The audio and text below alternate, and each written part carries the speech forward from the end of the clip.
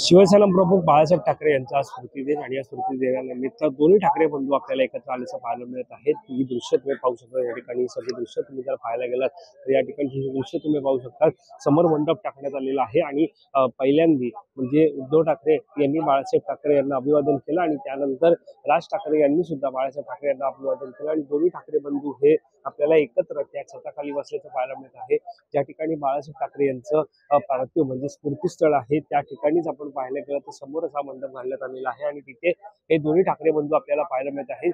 दोन्ही ठाकरे बंधू हे साधारणतः पाहायला गेलं तर बऱ्याचदा अनेकदा आपल्याला एकत्र आल्याचं पाहायला मिळालं आहे। साधारणतः अनेक भेटीगाठी त्यांच्याबरोबर होताना पाहायला मिळाल्या आणि आता सद्यस्थिती आपण पाहायला गेलं तर शिवसेना उद्धव बाळासाहेब ठाकरे पक्षाचे कार्यकर्ते असतील किंवा मनसैनिक असतील, महाराष्ट्र नवनिर्माण सेनेचे कार्यकर्ते असतील, हे सर्व कार्यकर्ते आपण पाहतो समोर आपल्याला एकत्र आलेले पाहायला मिळत आहेत। मग यशवंत किल्लेदार असतील, नितीन सरदेसाई असतील, संदीप देशपांडे असतील, यासोबतच अनेक मनसेचे कार्यकर्ते हे आज बाळासाहेब ठाकरे यांना अभिवादन करण्यासाठी दाखल झालेले आहेत।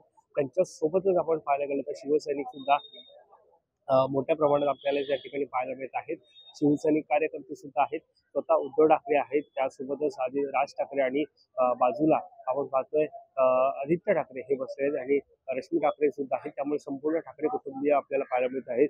अनिल देसाई आहेत, सोबतच बाळ रणगावकर सुद्धा आहेत। साधारणतः आपण पाहायला गेलं तर हा जो सण होता हा अत्यंत सण महत्वाचा आहे, कारण ज्या प्रकारे गेल्या अनेक वर्षांपासून जी दोन भावांमधील दुरावा होता तो मराठीच्या मुद्द्यांनंतर कुठेतरी एकत्र आल्याचं पाहायला मिळत आहे।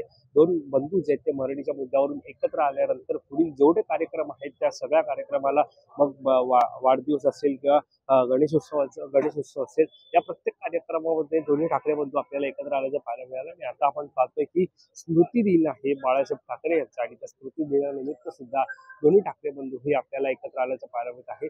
सद्यस्थितीत आपण पाहायला गेलं तर मुंबईमध्ये आगामी काळामध्ये अनेक निवडणुका सुद्धा होऊ घातलेल्या आहेत। त्या निवडणुकांच्या पार्श्वभूमीवरती या दोन ठाकरे बंधूंची युती ही अत्यंत महत्वाची मानली जाते। त्यामुळे युती होणार का, दोन्ही ठाकरे बंधू हे युती करून मुंबईमध्ये वेगळं समीकरण, वेगळं राजकारण करणार का, याकडे सगळ्यांचं लक्ष लागलेलं आहे।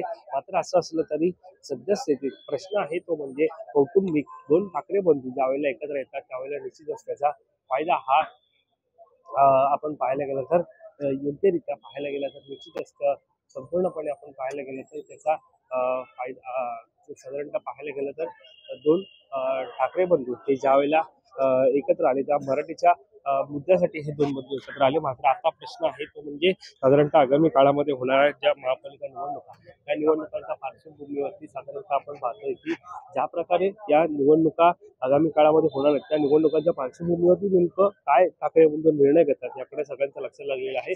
पुन्हा एकदा जर आपण दृश्य पाहिली त्या ठिकाणी तर दोन्ही हे संपूर्ण वातावरण जर आपण पाहायला गेलं तर या ठिकाणी संपूर्ण वातावरण असं पाहायला गेलं तर या ठिकाणी आपण पाहू शकता की मोठ्या प्रमाणात या जो स्मृतीस्थळ आहे त्या ठिकाणी फुलांची सजावट आपल्याला पाहायला मिळत आहे।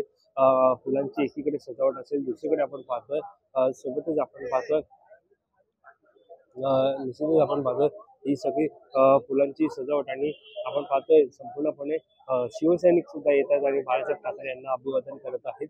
आता स्वतः दोन ठाकरे बंधू हे एकत्र आलेले आहेत। दोन्ही ठाकरे बंधू एकत्र आले असून ते आदित्य ठाकरे सुद्धा आहेत ते बाळासाहेब ठाकरे यांना वंदन केल्यानंतर ते आपण पाहतोय जो समोर आपल्याला मंडप पाहतात, स्टेज पाहतात त्या ठिकाणी ते बसल्याचं आपल्याला पाहायला मिळत आहे।